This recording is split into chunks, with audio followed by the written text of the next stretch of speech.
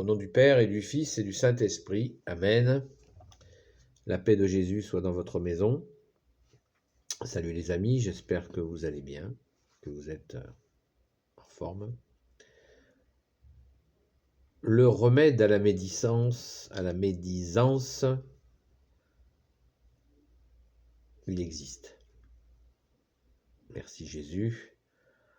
Nous savons tous que la médisance, pas besoin de vous faire un dessin, n'est pas bonne. Qu'elle est à éviter, qu'elle est à pratiquer le moins possible. On se rappelle de la parole, de ta sainte parole, ô Jésus, toi qui es la lumière, toi seul Jésus qui est la lumière, quand tu nous dis, ce n'est pas ce qui rentre dans la bouche de l'homme qui est sale, c'est ce qui en sort. Merci Jésus pour ta parole de vérité, ta parole qui est la vérité, puisque toi, Jésus, tu es le chemin, la vérité et la vie. Merci Jésus. Donc, la médisance à fuir. Pouvons-nous tirer quelque chose de positif de la médisance? Certainement pas. Mais nous pouvons rappeler, réfléchir qu'il y a un aspect dans la médisance, non pas qui est positif, mais qui répond à peut-être à un besoin.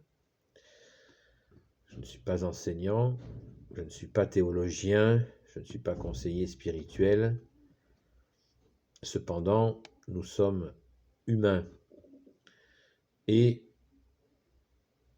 s'empêcher de parler n'est jamais très bon, sauf bien sûr quand nous sortons de nous des horreurs, et c'est effectivement bien la médisance qu'il faut éviter.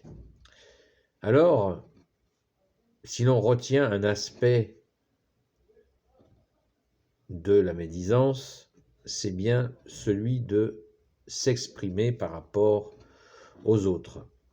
Alors Jésus, à ce sujet-là aussi, notre bien-aimé Jésus, notre seul enseignant, nous rappelle que nous serons jugés à la mesure dont nous jugeons les autres. C'est encore ta parole, Jésus. Tu es le chemin, la vérité. Merci pour ta sainte parole. Jésus nous dit, c'est à la mesure du jugement que nous aurons pour les autres que nous serons jugés. Si nous sommes durs avec les autres, eh bien notre jugement sera dur. C'est ainsi, nous sommes prévenus. Merci Jésus. Et je retiens encore un aspect, lorsque nous jugeons, bien sûr, nous ne devons pas juger, mais il y a un aspect, c'est celui de s'exprimer. Je vais y revenir. Mon Dieu Jésus, sois béni dans tes anges et dans tes saints. Eh bien, à partir de ces deux paroles de Jésus, je pense que nous pourrions facilement en trouver d'autres de tes saintes paroles, ô Jésus, qui nous disent de faire très attention à ce qui sort de notre bouche afin de ne pas tomber en tentation, c'est-à-dire de faire le jeu tout simplement du diable, ce qui veut dire diviseur, de celui qui sème la division, puisque, et c'est la troisième parole de notre bien-aimé Jésus, celui qui ne rassemble pas avec moi disperse. Merci Jésus. Merci Jésus de nous aider à rassembler avec toi, le Sauveur, toi, l'Emmanuel, toi qui es Dieu avec ton Père et l'Esprit Saint. Amen. Donc je vous disais, je vous ai cité trois paroles de Jésus, trois paroles qui sont la vérité et qui ont la puissance, puisque les paroles de Jésus sont paroles de Dieu, elles ont la puissance. Ce ne sont pas des paroles philosophiques, elles ne tombent pas par terre. Ces paroles font leur route et elles ramènent du fruit à Jésus. Amen. Pour ta gloire, bien-aimé Jésus, alléluia. Quand je vous ai dit tout cela, je vous rappelais qu'il y avait un élément commun À mon humble avis, moi, pécheur, indigne serviteur de Jésus, il y a un élément commun, c'est l'expression. Est-ce que dire quelque chose sur telle ou telle personne est forcément médisance? Est-ce que c'est forcément un jugement? Est-ce que c'est forcément chercher la division? Tout dépend de notre intention. Alors voici, les amis, le remède à éviter cet écueil de la médisance, du jugement et de la dispersion, de la division. Eh bien, le remède, il est en notre Seigneur Jésus-Christ, il s'appelle la prière. Si nous arrivons à parler de nos frères et sœurs en humanité ou dans la foi, qui nous posent des difficultés, eh bien, pour être sûr de le faire dans la bienveillance du bon berger qui est Jésus, eh bien, prions les amis, prions les uns pour les autres. Ne nous interdisons pas de dire ce qui ne va pas, mais avec bienveillance et avec prière. Ainsi nous montrerons au sein de Dieu, à Jésus le Saint d'Israël, Fils unique du Père, que nous ne faisons pas que des constats stériles. Nous faisons aussi une prière, nous confions les personnes qui nous paraissent, qui nous mettent sous tension, que nous avons du mal à supporter. Comme son nom l'indique, nous avons du mal à supporter. Vous voyez, tout est dit dans notre belle langue française. Et donc voilà, le remède, la solution, elle est simple. C'est bien sûr rester dans la bienveillance. Tout dépend de notre intention. La bienveillance, c'est donc, nous pouvons dire, sans bien sûr laisser sortir de notre bouche des saloperies, pardon, excusez-moi, voilà. Abordons avec discernement ce qui nous arrive et comment nous réagissons aux tensions que nous pouvons avoir avec les uns et les autres.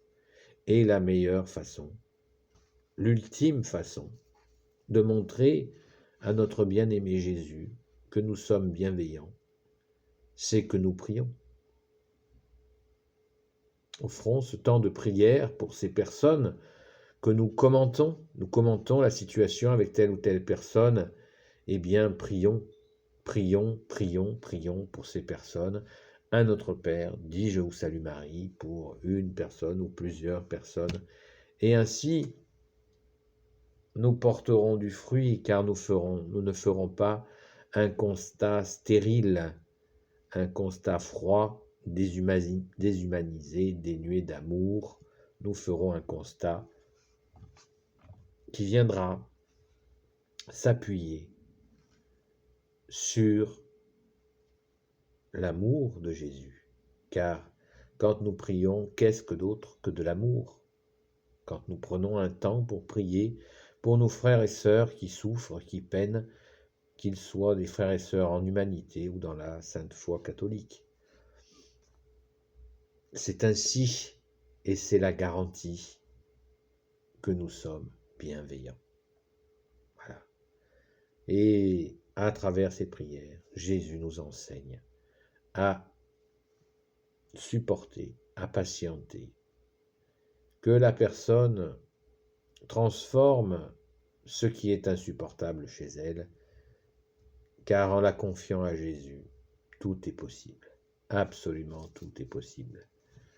La personne peut quitter ces aspects très difficiles. Jésus peut lui ouvrir les yeux, peut la transformer. Tout miracle est possible. Alléluia, merci Jésus. Soyons dans la joie, les amis, de prier les uns pour les autres. Oui, le remède à la médisance, c'est bien de prier pour les personnes pour qui nous parlons ainsi. Discernons bien ce qui est domaine du constat. Voilà. pouvons dire, n'étouffons pas dans notre... Nous pouvons dire, bien sûr, en modérant ce que nous avons à dire au niveau de la description. Il faut de la charité sans oublier la vérité. Quand nous décrivons des situations difficiles avec telle ou telle personne, essayons de rester dans le respect. Hélas, nous dérapons souvent. La confession auprès d'un prêtre catholique est là pour ça aussi. Et prions, prions les amis pour celles et ceux dont nous parlons avec difficulté. Avec les personnes avec qui nous avons des soucis, eh bien, prions pour elles. Voilà. Prions pour elles. Ainsi, nous ne serons pas dans la médisance, nous ne serons pas dans le jugement. Et nous appliquerons ta parole, Jésus, quand tu nous dis de rassembler avec toi. Amen. Béni soit le Père, le Fils et le Saint-Esprit, maintenant et toujours et pour l'éternité. Amen. Ô Jésus, toi qui peux tout et qui portes tout, toi le Sauveur, toi l'Emmanuel, je te confie toutes celles et ceux qui regarderont cette vidéo, ainsi que leurs proches, selon ta sainte volonté.